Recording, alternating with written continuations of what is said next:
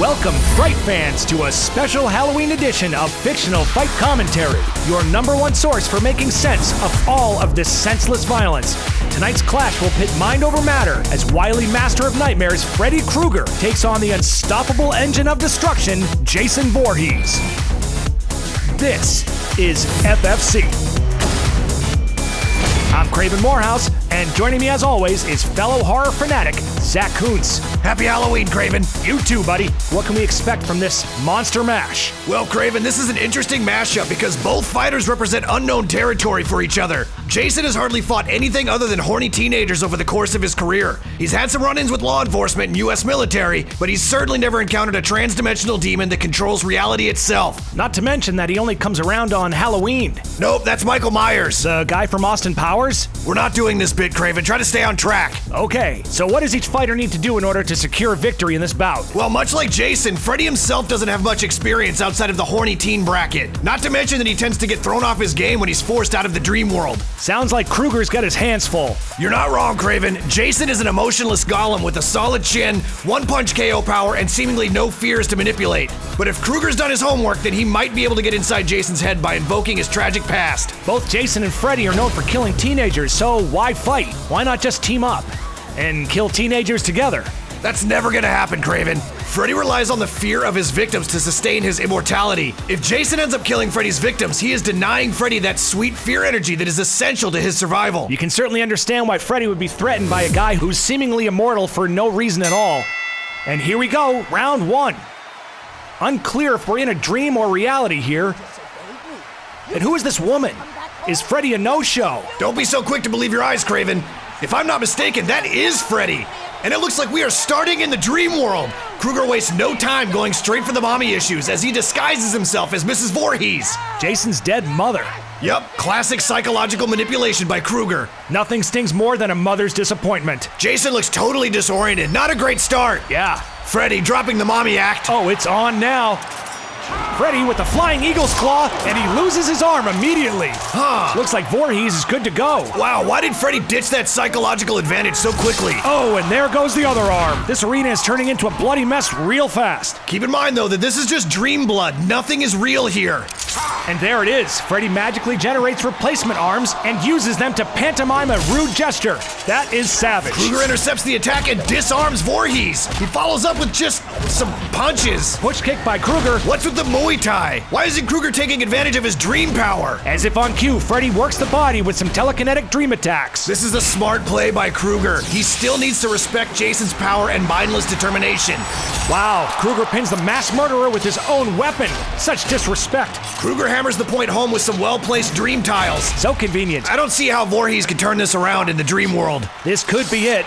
Wait, Voorhees removes the machete and immediately turns the tables on Krueger. Yeah, I don't believe for 1 second that Freddy's in any real danger here. Wow, really? Freddy with the telekinetic dream thrust sends Jason pinballing through the air.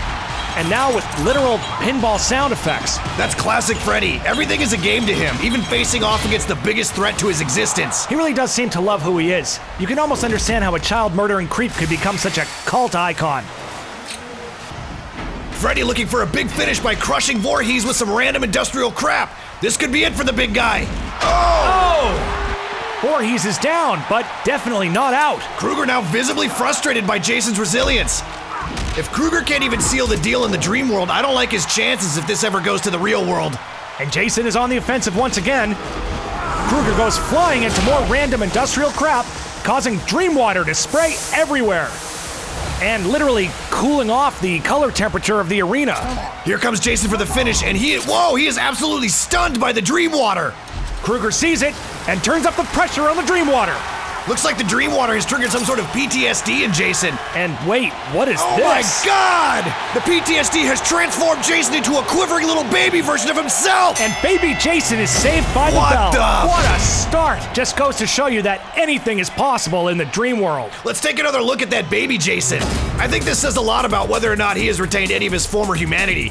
I think we can safely assume that inside he's still just a scared little boy. And I think that says a lot about his motivations as a killer. He may be more sympathetic than we thought. I don't know if I would go that far.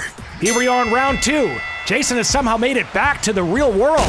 And what an entrance! Voorhees channels his inner Kool-Aid man and unintentionally starts a fire. Oh yeah, but Kruger looks confused. He may have been ripped out of the dream world while trying to collect fear mana from those teens. Jason immediately tries to split Freddy in half. Kruger counters with an elbow. What is he doing? Freddy avoids another fight-ending blow from Voorhees, and he is stoked. He goes for the family jewels. This is bad. This is really bad. Kruger does not want to test his Muay Thai against Voorhees in the real world. He needs to formulate a different strategy, and he needs to do it right now. Jason treating Freddy like an old duffel bag. This is brutal. This just illustrates why Kruger needed to finish the fight in the dream world. He is completely underestimating Jason's real world power. And there he goes. Freddy may be heading back to the dream world whether he likes it or not. And that's the end of round 2. This time, Freddy's saved by the bell. That seemed way shorter than the first round. That's not your imagination, Craven. The dream world moves 20 times slower than the real world, making round 1 feel like an eternity for poor Jason. We're talking Inception levels here. Craven, Freddy invented the Inception.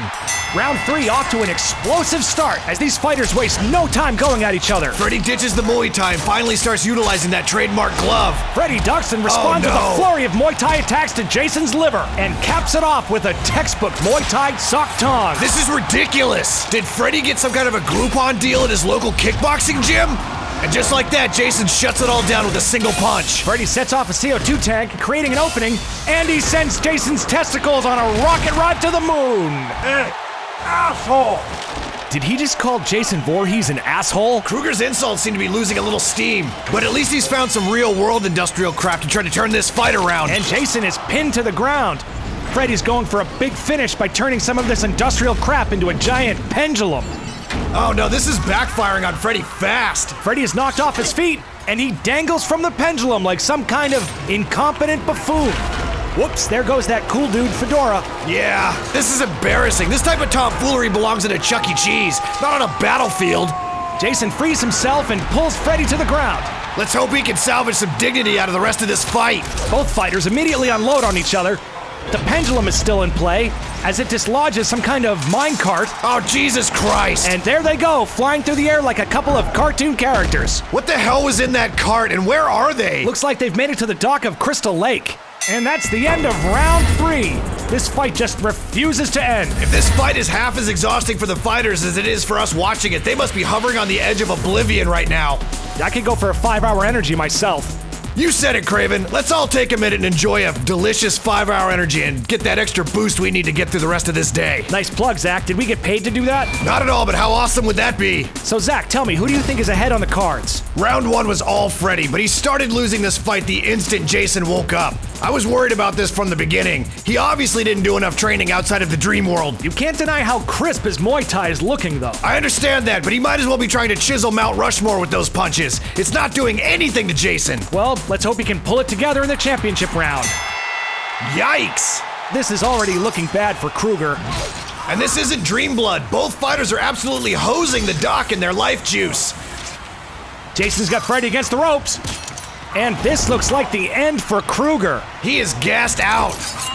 Oh, but he lops off Jason's machete fingers. Excellent technique. Kruger gaining the upper hand, pouring on the punishment with a mix of claws and machete. He is wailing on a helpless Voorhees. Freddy is carving Jason up like Thanksgiving dinner. And there goes tomorrow's leftovers. It's not the prettiest thing I've ever seen, but at this point, Freddy's got to do what he has to in order to win. And it looks like this is it for Jason Voorhees. We can only hope, Craven. Hold the phone. What is this? Bad news for both fighters. This is what horror fans call a final girl, a well-known weakness for both Freddy and Jason. Go to hell! She certainly seems determined to end this fight. Freddy's distracted. Oh, and Jason blasts through Freddy's stomach like a kid in a cookie jar. This is just getting gratuitous. Talk about gratuitous. The whole arena is exploding in a ball of flames. And there they go. Both fighters blown into the sky, on fire. How could anyone possibly survive that? I don't see how they can, Craven. This looks like a definitive end to the fight. The arena is in flames. This is total annihilation. I don't even know how to call this one. We might be looking at a no contest. Wait a minute. It's the final girl emerging from Crystal Lake. And when you look at that, she's joined by what appears to be a final boy. Wow, I didn't even think that was possible. I have to say, Craven, this is not entirely unexpected, but I'm still feeling a little underwhelmed. I do not blame you. This just isn't the fight that it was built up to be. Well, either way you slice it, it looks like the winner of this FFC is the... Oh my God! Wait, what's happening? It is not over! Wow. How could we not see this coming? Everything seems so resolved. Why would they do this? Oh, and Freddy's own glove emerges from his chest. What? It was Jason! He ironically blasts Freddy through the chest with his own glove! But that may be all he had left in the tank. I don't know if it's enough to stop Freddy. I don't think it's gonna matter, Zak. Welcome to my world, bitch! Final girl with a big swing. And she knocks Freddy's head clear into the bleachers. This might finally be over. Is it though? Well, Freddy is in bad shape. I think you might be right, Craven. Unless Freddy's head can sprout fins and turn into a little nightmare fish monster, I think this is it for him. God, let's hope so. It certainly looks like Jason is satisfied with the results as he allows himself to peacefully sink back into the cold embrace of Crystal Lake. Final girl sending his machete after him. Why would she do that? That's a good question, Craven. He is definitely going to use that to kill a bunch of teenagers at some point in the future. And thus the cycle continues. As this wide shot appears to indicate, this fight is finally over. And the inevitable winner of this FFC is the final girl and her new friend, the final boy. Let's go to the post-fight wrap-up and check in on our killers. Jason walking it off like a champ. Yeah, his recovery time is the best in the game. There's that machete. Called that one. And look at that, there's Freddy. Looking a little worse for wear. You know what, Craven? This is what we like to see on the fictional fight commentary. Jason didn't have to bring Freddy's head from the bottom of Crystal Lake, but he did it anyway because he's a class act. Oh, but when you look at that, it is all fun and games to Freddy. It looks like they're both gonna be okay. Freddy, what a clown. Let's hope they never do this again. That's it, you bunch of blood-drunk bad boys and girls. Remember to like, share, and subscribe, and let us know what other fights you'd like to see on the FFC.